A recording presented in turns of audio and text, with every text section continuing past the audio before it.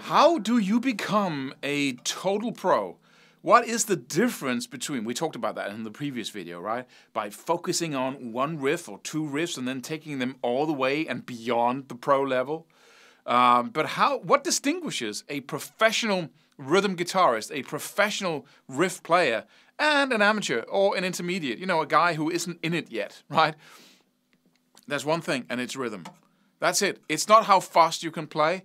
It's not, if you know your pinch harmonics. All of these things are nice, but what really determines what is really the crucial fundamental difference, and it's like I can hear it in 2 seconds when I hear people play. The fundamental difference is rhythm. Rhythm. Sounds a little bit boring because it's the concealed part of music. We focus mostly on the notes. We focus on the melody, right? What the singer does. And we focus on, the notes of the riff. And the rhythm is kind of in there, but we don't focus on it like a separate thing. But we need to, in order for us to raise to the level where we are, we can call ourselves pro. And it doesn't matter, most people say, oh, I have to get, I have to be able to pick faster. I have to be able to, my technique is poor. But if you start mastering rhythm, if you really have that thing in place, then I guarantee you the whole sound of what you do is going to change from, that intermediate level where, he's a pretty good player to just professional. And it doesn't, all the other things are secondary. So what is that? What's the definition of mastering rhythm? The definition is extremely simple.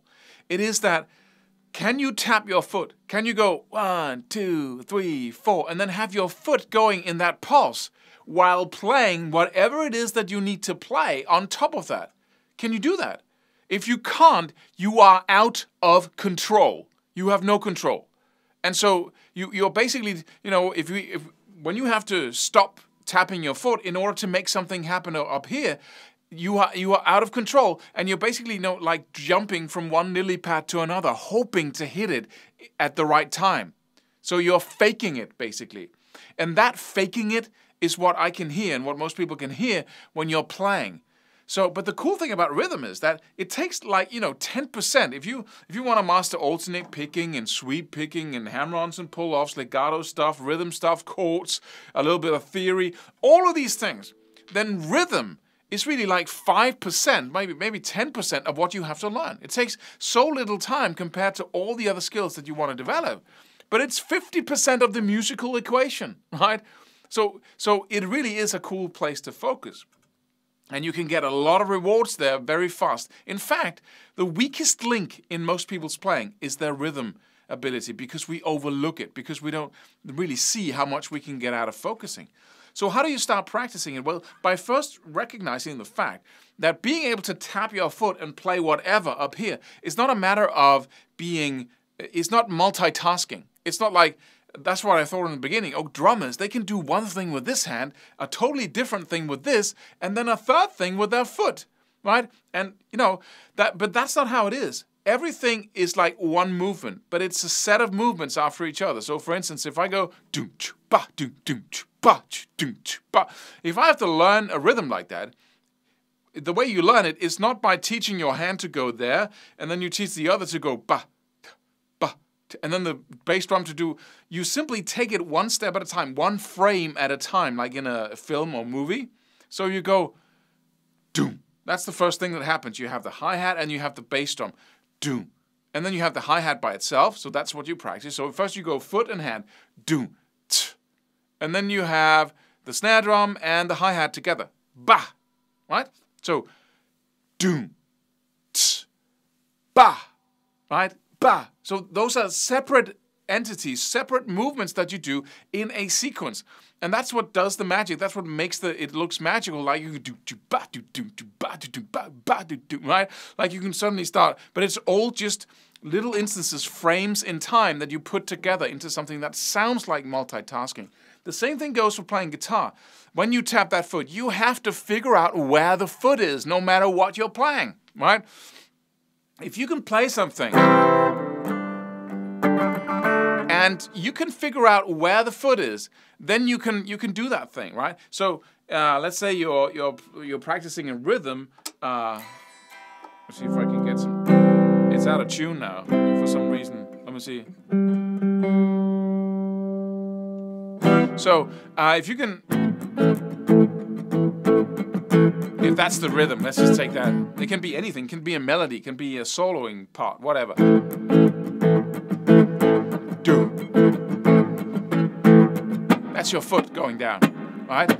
Da, da, da. And on top of that we go da, da, da, da, da, da, da, da. My foot is going down.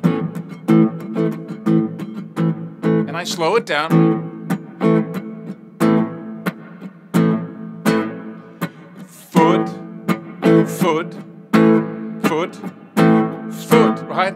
So sometimes my foot is on a muted stroke, sometimes it's on a stroke in the air, sometimes it's on a chord that rings out, but you have to figure out where the foot is in order to be able to play the rhythm and really play it. Do. I can't say the foot with my mouth because that's not used to being combined with the rhythm of my hands. So if I do that, I get out of it, right? I lose control. So it's really the foot because it's the deepest part. It's the pulse of the music, and you must be able to control that. So whenever you get out, you can't control it. You need to slow down and say, okay, where is the foot? And then you can experiment and say, okay, da, it's on the first beat, right? Da, da, right? It's also, maybe it's on da, t, ba, right? Da, t, ba. No, that feels really awkward. Let's see if it's on the muted stroke right after the, right? Let me try that.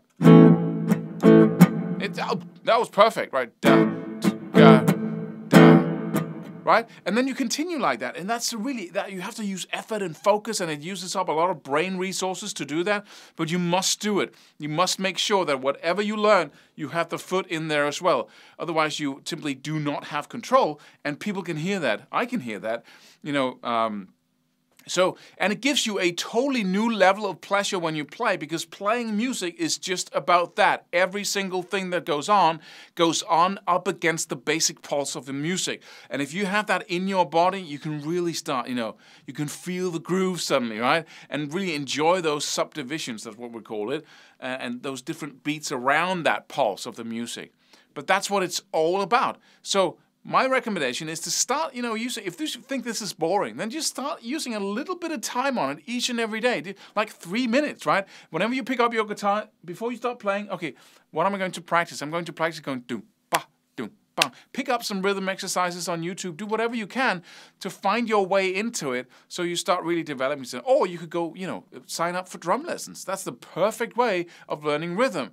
A couple of drum lessons, like, once a week, or, a couple of, and then, start practicing it just on a table and your thigh with, whatever it takes, just get that rhythm under control. And I promise you, you'll go from sounding like an intermediate to an absolute pro when you get that under control. And you really can. Anyone can.